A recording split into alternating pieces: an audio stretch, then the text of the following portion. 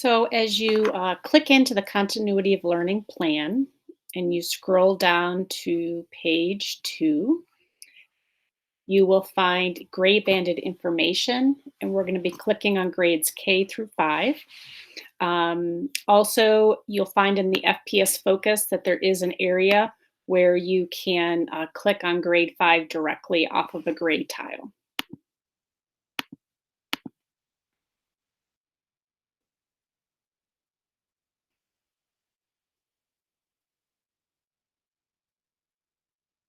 Just waiting for it to load.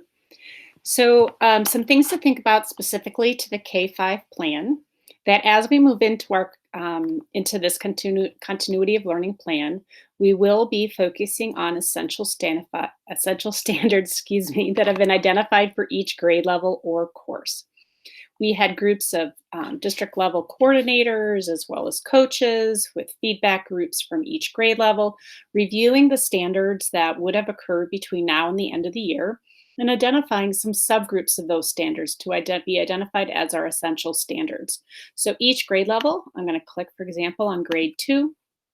You will find that we have looked at literacy, reading and writing, and mathematics standards and identified the essential standard that'll be focused on at that grade level, as well as outlining the learning targets for that standard so that we really have taken those essential standards. We've worked to unpack those standards and identify what are the individual learning targets that students should be engaged in order to be successful on that standard. You'll find that we also did that for reading as well as writing. The setting a common set of essential standards across a grade level will allow us to consider what our pacing will look like in the next school year. We will have to spend some time kind of rescope and sequencing what each grade level looks like next year so that we can provide students better access to grade level content, which means we might have to review and spend some time instructing on prior grade level standards. And if we know this common set of essential standards we're focused on this spring at each grade level, that'll inform that scope and sequencing work that is done next year that will impact all grade levels. Also, by all of us focusing on a common set of essential standards, it helps us collaborate on identifying common instructional experiences we'll provide for students as well. As we plan for each week, we're going to be thinking about what core tasks all students should participate in. These are the tasks that are highly aligned to our essential standards. They're the most important for students to gauge in if they have to make some choices as to what to participate and what not to participate in. And it also is what we will be using to fit within the instructional time expectations for each grade level. Each grade level has a set of instructional minutes that are being set as guidelines. So, from the Illinois Extended Learning Plan, we borrowed these guidelines, and our target for Farmington Public Schools will be to target between the minimum minutes plus 15 minutes. So, that would mean kindergarten, we would be focusing on 30 to 45 minutes of instruction across a day. Students could do those minutes in smaller chunks, 5 or 10 or 15-minute chunks. And during this instructional time, students will be focusing on what any core tasks are that we design. Then, if students would like to engage in additional work, extension tasks beyond this guideline, they may in planning their time with their parents. And these extension tasks could provide additional time to grapple with those same standards we talked about in the core tasks. We could use it as a way to extend or enrich for some kids ready to move a little bit beyond where we were with our essential standards through the core tasks. Or we might provide additional enrichment and reinforcement on standards that we covered previously in the school year, things that we want to keep their brains active in.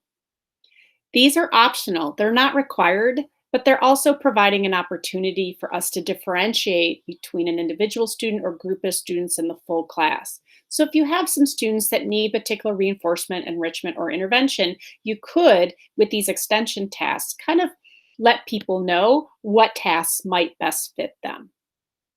So, again, we are going to be focusing on a common set of essential standards. We're going to be collaborating on a common set of core tasks that students will engage in order to support learning of those essential standards.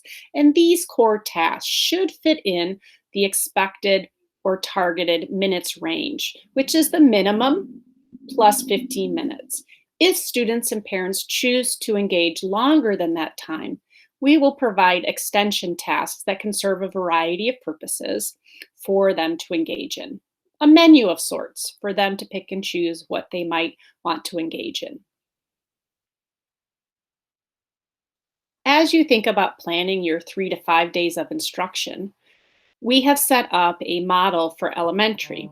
So Monday, Tuesday, Wednesday, and Thursday will be times where we provide core tasks that focus on the essential standards, as well as the extension tasks that we talked about previously. And Friday is going to be considered a workshop day or a menu day, where all the teacher does is provide a menu of tasks for students to engage in on that day with no core or new learning occurring that day. This will give a really good day on Friday for student choice and voice, as well as a potential time for parents to feel less stressed about creating and supporting specific core tasks, because you might find that the core tasks that are done throughout the week kind of require some parent support in terms of getting the students on or engaging. This workshop day really should be a day where students can work on some independent tasks based on a menu.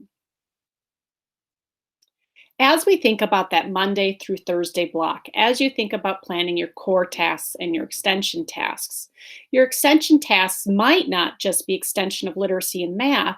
There is also a preset of science menu tasks that you can provide in your weekly lesson plans. There's about 4 weeks of those. If your grade level, we would like for you to provide some social studies extension tasks that you design as in your grade level and with whatever essential standards you would like to cover for those extension tasks. Specials will also be pushing in, just as they have been, activities that can occur during this extension time and even that Friday menu day. And again, that Friday is a choice of menu activities that students can choose from to reinforce and enrich their learning from the week, as well as intervention tasks that might be assigned to individual students or groups of students. We have linked a model of what a lesson plan could look like for the week. You might find that you've found a different format to communicate with your families, but this really helps you understand what components should be included in that communication. We want to reinforce to parents that there will be core tasks and essential tasks. So you want to make sure that you're communicating that so they can better manage their weeks and days. We have heard from some parents that are concerned about the amount of work that's being provided, and they need some guidance as to what their kids should really engage in versus what might be extension or enrichment. So, anything we can do to really support that communication about what's core and what are essentials will be very important for our families. And letting them know here are the time expectations that we're working within. Obviously, as we share our work for the week, let parents and students know what are our learning targets and our math targets for the week.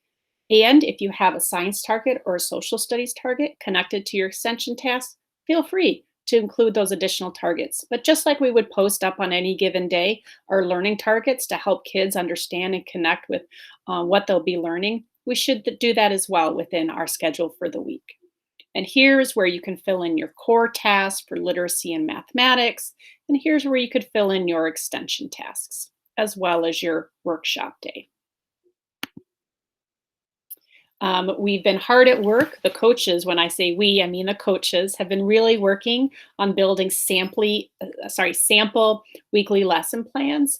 And what they did do was they looked at the essential standards and actually built a week's worth of instruction to provide you a support and scaffold as you move into sharing with families the continuity of learning plan.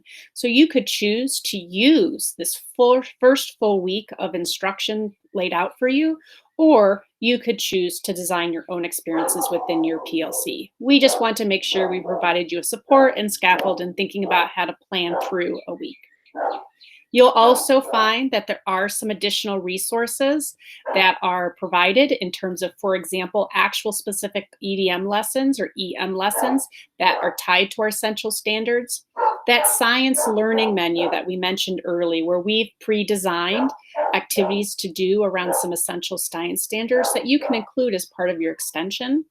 Also, we're going to be layering in some literacy resources as well as digital text access. As we think about, actually, I'm going to do this next piece a little bit later. So that's going to end this part of our K5 video.